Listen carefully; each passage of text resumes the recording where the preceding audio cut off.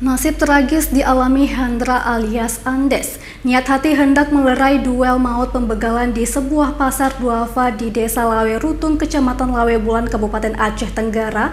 Pria 40 tahun ini justru tewas setelah ditikam senjata tajam oleh temannya saat melerai.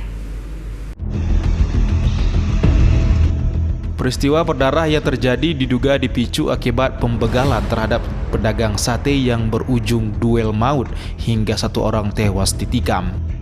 Saat ini tersangka telah diamankan di Mapolres Aceh Tenggara. Satuan Reserse Kriminal Polres Aceh Tenggara berhasil meringkus tersangka J berusia 22 tahun dari persembunyiannya yang tengah tidur di sebuah rumah di Desa Teramdam, Kecamatan Babu Salam, Kabupaten Aceh Tenggara setelah melakukan perbuatannya.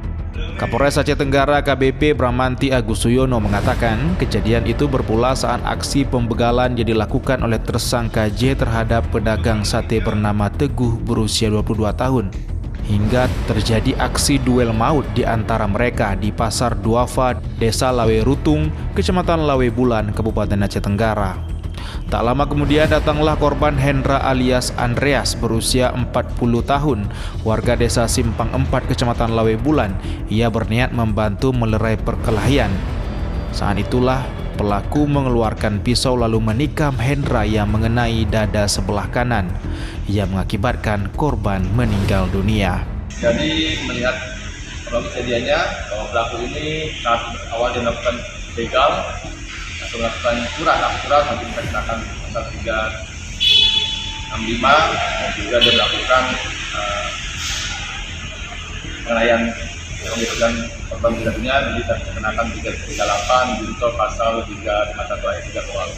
Berarti ini pasal berlapis ya? Ya, pasal berlapis, dan juga aksi begal ini tetap kita lakukan penyidikan serius dan kita lakukan upaya-upaya preemptif maupun preventif untuk mencegah aksi serupa yang terjadi di negara ini.